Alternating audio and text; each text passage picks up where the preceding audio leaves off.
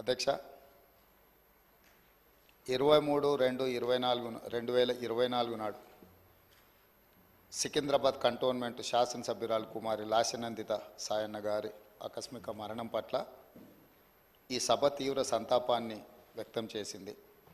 ఇలాంటి బాధాకరమైన తీర్మానం నేను ప్రవేశపెట్టాల్సి వచ్చినందుకు నేను చింతిస్తున్నాను. కుమారి లాస్యనందిత సాయన్న గారి నాన్నగారైన కీర్తిశేషులు సాయన్న గారు నాకు అత్యంత సన్నిహితులు, ఆప్తులు. చాలా సంవత్సరాలు మేము కలిసి ప్రజాప్రతినిధులుగా ప్రజాక్షేత్రంలో పనిచేయడం జరిగింది. సాయన్న గారు అత్యంత సామాన్యమైన కుటుంబంలో 1951 వల్లభానగర్ నిజామాబాద్ జిల్లాలో జన్మించి కష్టపడి వారు 5 సార్లు శాసనసభ్యుడిగా, ప్రజా జీవితంలో కంటోన్మెంట్ బోర్డు మెంబర్గా, కంటోన్మెంట్ ప్రాంత ప్రజా సమస్యల పరిష్కారంలో వారు ఎనలేని కృషి చేసిండ్రు. వారు సిట్టింగ్ శాసనసభ్యుడిగా ఉన్నప్పుడే ప్రజా జీవితంలోనే వారు మరణించడం జరిగింది. ఆ తర్వాత వారిచ్చిన వారసత్వాన్ని, వారు నెరవేర్చాల్సిన బాధ్యతలను, వారిని అభిమానించిన ప్రజల కోసం కుమారి లాస్యనందిత కూడా ప్రజా జీవితంలోకి వచ్చి వారు బ్రతుకున్నప్పుడే వారు కార్పొరేటర్గా, ఆ తర్వాత వారి తరఫున వారిని నమ్ముకున్న ప్రజల కోసం వారు శాసనసభ్యురాలుగా ఎన్నికై ప్రజా జీవితంలోకి వచ్చి కష్టపడి పనిచేయాలన్న ఆలోచనతోటి వారు ప్రజా జీవితంలోకి వచ్చారు. 5 సార్లు శాసనసభ్యుడిగా సాయన్న గారు చేసిన ఎనలేని సేవలను దృష్టిలో పెట్టుకొని వారి వారసురాలుగా లాస్యనందితను కంటోన్మెంట్ ప్రజలు వారిని ఎన్నుకోవడం జరిగింది. మనమందరం కూడా 37 సంవత్సరాల చదువుకున్న ఒక యువతి, వెనుకబడిన సామాజిక వర్గాల నుంచి చైతన్యంతో ప్రజలకు సేవను అందించాలని ముందుకు వచ్చినప్పుడు మనందరం కూడా మహిళా సాధికారత కోసం ఎదురు చూస్తున్న వాళ్ళం. ఆ మహిళల తరఫున ప్రజాప్రతినిధి ఇక్కడికి వచ్చి సమస్యల పట్ల వారు చిత్తశుద్ధితో ఈ సభలో పోరాడతారని మనం అందరం భావించాం. కానీ ఔటర్ రింగ్ రోడ్లో వారు ప్రయాణం చేస్తున్న కారు ప్రమాదానికి గురై వారు మరణించడం జరిగింది. వారిని ప్రమాదం నుంచి హాస్పిటల్కు తీసుకెళ్తే అప్పటికే తలకు తీవ్రమైన గాయమై వారు మరణించిందని చెప్పి డాక్టర్లు చెప్పడం జరిగింది. వాస్తవంగా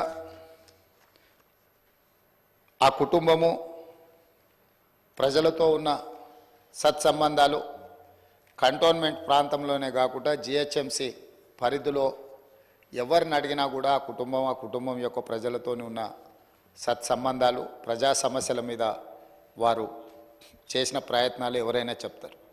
ముఖ్యంగా కీర్తిశేషులు సాయన్న గారు మృదు స్వభావి, సమస్యలను పరిష్కరించాలన్న తపన తప్ప రాజకీయాలకు అతీతంగా అందరితో ఒక మంచి సంబంధాలు ఉండి ఆ ప్రాంత సమస్యల కోసం వారు పోరాటం చేశారు. వారు కంటోన్మెంట్ ప్రాంతాన్ని జిహెచ్ఎంసీలో కలిపే విషయంలో కానీ, కంటోన్మెంట్ ప్రాంతంలో అక్కడ ఆర్మీ అధికారులు వాళ్ళ వల్ల కలుగుతున్న రోడ్ల ఇబ్బంది విషయంలో కానీ, ఎలివేటెడ్ కారిడార్ల విషయంలో కానీ చాలా విషయాలలో నేను పార్లమెంట్ సభ్యుడిగా డిఫెన్స్ కమిటీ మెంబర్గా ఉన్నప్పుడు సాయన్న గారు ఎన్నోసార్లు కంటోన్మెంట్ బోర్డు సమావేశాలలో ప్రస్తావించేవారు. ఎందుకు అనంటే వారు ఎమ్మెల్యేగా, నేను ఎంపీగా ఈ సమస్యల్ని పరిష్కరిస్తే ఆ కంటోన్మెంట్ ప్రాంత ప్రజలకు న్యాయం జరుగుతుంది, మేలు జరుగుతుందని చెప్పి వారు పరితపించారు. కానీ దురదృష్టవశాత్తు ఎలివేటెడ్ కారిడార్ల అనుమతి, అదేవిధంగా కంటోన్మెంట్ ప్రాంతాన్ని జిహెచ్ఎంసీలో కలపడానికి అనుమతి వచ్చే సమయానికి వారు లేరు. వారి వారసురాలుగా వచ్చిన లాస్యనందిత గారైనా ఆ సందర్భంలో ఉండుంటే చాలా సంతోషపడి ఉండేవాళ్ళు. ఎందుకంటే సాయన్న గారి ప్రజలకు ఇచ్చిన మాట నెరవేరిందని. కానీ దురదృష్టవశాత్తు లాస్యనందిత గారు కూడా ఈ కంటోన్మెంటు అత్యంత కీలకమైన సమస్యల పరిష్కార సమయంలో వారు మన మధ్యత లేకపోవడం బాధాకరమైన విషయం. ఏది ఏమైనా కంటోన్మెంట్ ప్రజల హృదయాలలో సాయన్న గారు కానీ సాయన్న గారి కుమార్తె వారసురాలు లాస్యనందిత గారు కానీ శాశ్వతంగా ప్రజల హృదయాలలో నిలిచిపోతారు.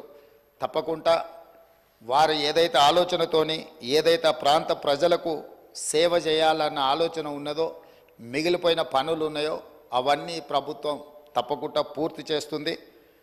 వారిని చిరస్థాయిగా గుర్తుపెట్టుకునే విధంగా ఈ ప్రభుత్వం ఆ పనులను ముందుకు తీసుకువెళ్తుంది. అందుకే అధ్యక్ష, ఆమె మృతి పట్ల ప్రగాఢ సంతాపాన్ని నేను ప్రకటిస్తున్నాను. శోకార్తులైన వారి కుటుంబానికి ప్రగాఢ సానుభూతిని తెలియజేస్తూ ఈ తీర్మానాన్ని ప్రవేశపెట్టడం జరిగింది అధ్యక్ష. ధన్యవాదాలు. శ్రీ కేటీ రామారావు గారు.